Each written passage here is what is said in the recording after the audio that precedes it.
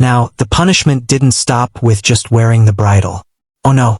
Women were often paraded through the streets wearing it, sometimes led around by a chain, while the whole community came out to laugh at them. Because public humiliation was the real point here. The bridle was a punishment, but it was also a show. Like medieval dinner theater.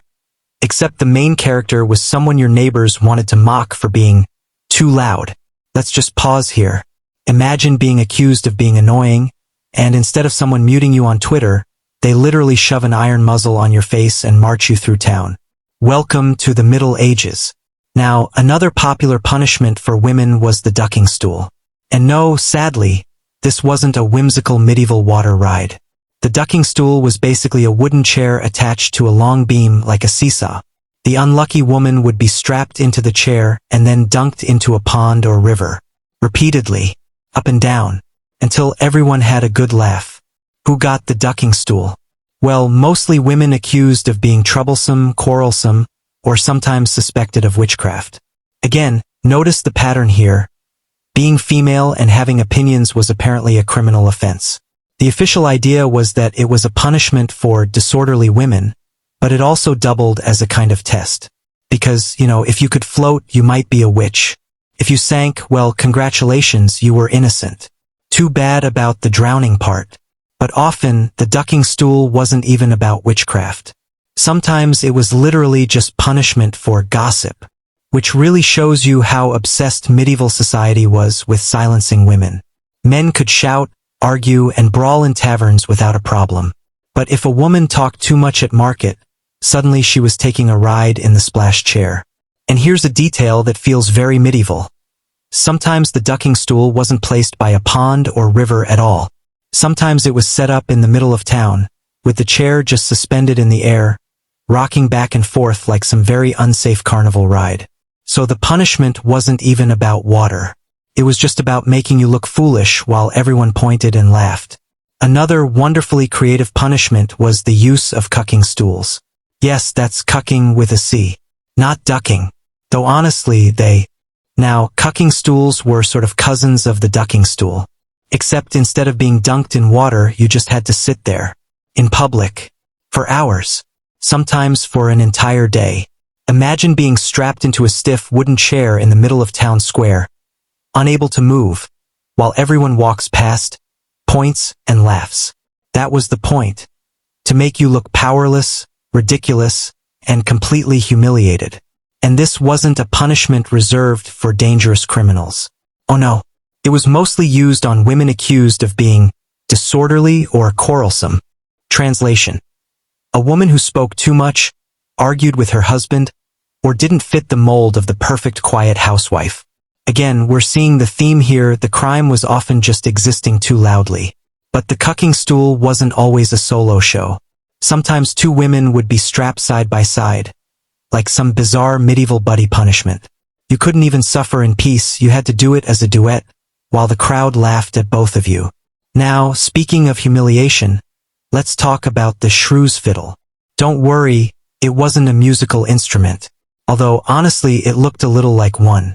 This was a heavy wooden contraption that clamped around the neck and wrists at the same time, locking a woman's arms in front of her face. Imagine holding your hands up to your chin, but you can't move them because you're trapped inside a block of wood. And here's the really fun part. Sometimes two women would be locked into the same fiddle, facing each other. The only way they could get out was to reconcile and make peace. That's right. Medieval conflict resolution by way of being physically forced to glare at each other for hours. Cozy, right? Let's not forget the carding punishment. This one was pretty straightforward. You were tied to the back of a cart and paraded around town while people jeered at you. Again, it wasn't about physical harm as much as it was about humiliation. But being dragged through mud and dirt wasn't exactly pleasant either. Think of it as the medieval version of being cancelled. Except instead of angry comments, it was rotten vegetables flying at your face. Oh, and then there was the pillory and stocks, those wooden frames where your head and hands, or sometimes feet, were locked in. These were used on men and women alike, but when women ended up there, it was often for things like gossiping or disrespecting their husbands.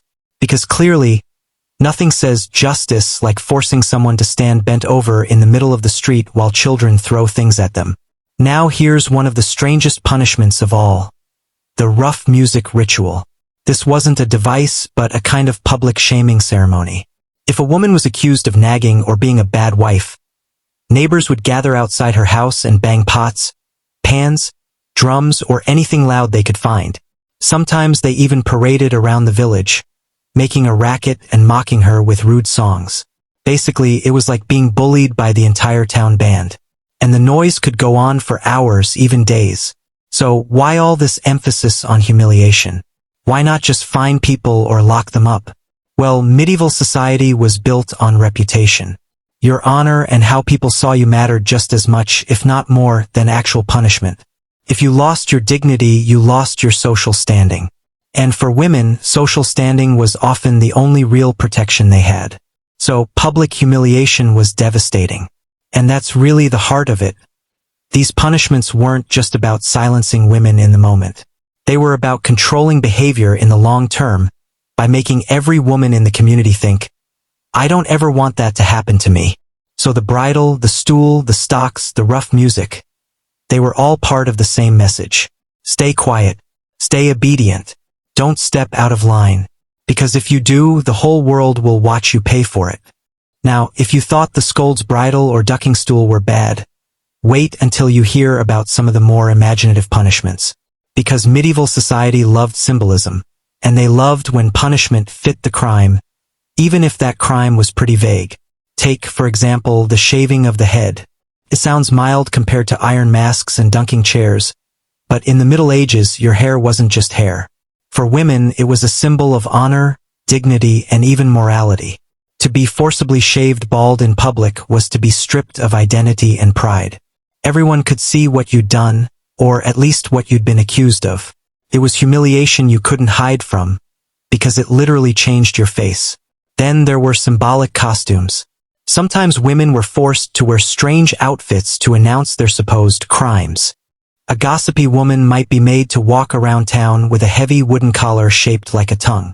An adulteress might be paraded in a dress of rags, barefoot, carrying stones. It wasn't enough to punish.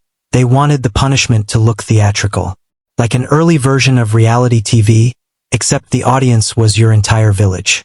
Another odd one, forced silence rituals. In some places, women accused of nagging were made to kneel in church for hours with a heavy stone on their tongue. It didn't hurt as much as it humiliated, but it carried the same message as the bridle, stop talking. Imagine trying to hold a smooth rock on your tongue while your neighbors whispered about you from the pews behind. Medieval subtlety at its finest. And then there's one that feels straight out of dark comedy. The drunkard's cloak. Now, this wasn't only for women, but it was occasionally used when wives were accused of drinking too much or behaving improperly. The cloak was basically a giant beer barrel hollowed out with holes for your head and arms. You'd be shoved inside and forced to walk through town like a human keg. Everyone laughed. Everyone mocked.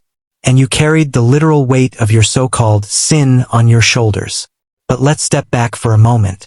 None of these punishments were really about justice in the way we think about it today. They weren't about fairness. They weren't about balance. They were about control. About creating fear. About putting women into a box, sometimes literally, and keeping them there. And maybe the strangest part? Many of these punishments were public entertainment. People gathered to watch. Children laughed. Neighbors jeered. The line between justice and festival blurred until they were practically the same thing.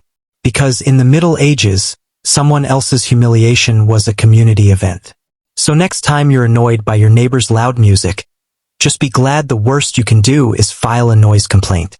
In medieval Europe, you might have had to bang pots outside their house all night, shave their head, or strap them into a barrel. And now we get to some of the strangest punishments of all.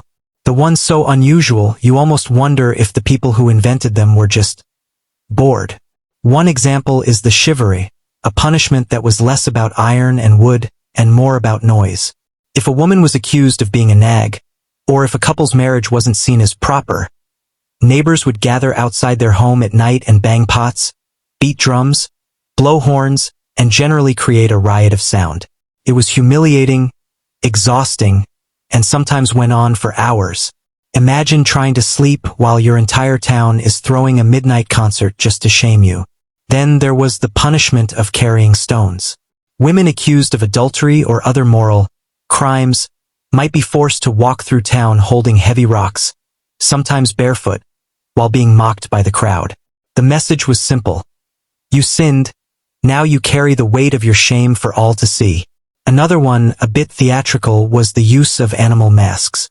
In certain towns, women who gossiped were made to wear carved wooden masks shaped like pigs, donkeys, or geese. It was medieval humor at its finest. Reduce someone to an animal to make them look foolish, then parade them around until the laughter drowned out whatever they had to say. And of course, there were the stocks and pillories, not unique to women but often used against them too. Imagine being locked in a wooden frame in the middle of town, unable to move, while passers-by shouted insults, threw rotten vegetables, or worse.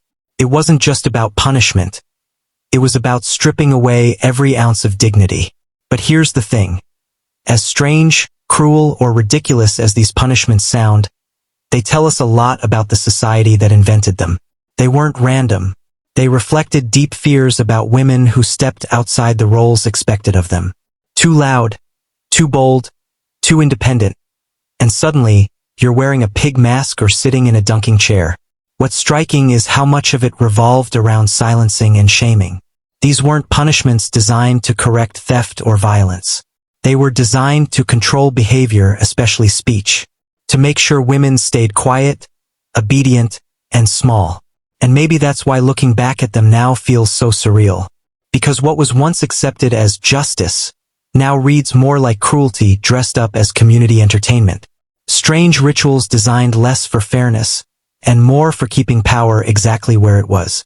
So the next time you hear a funny story about the quirky Middle Ages, remember that a lot of that quirkiness wasn't so funny for the people living through it, especially if you happen to be a woman with opinions.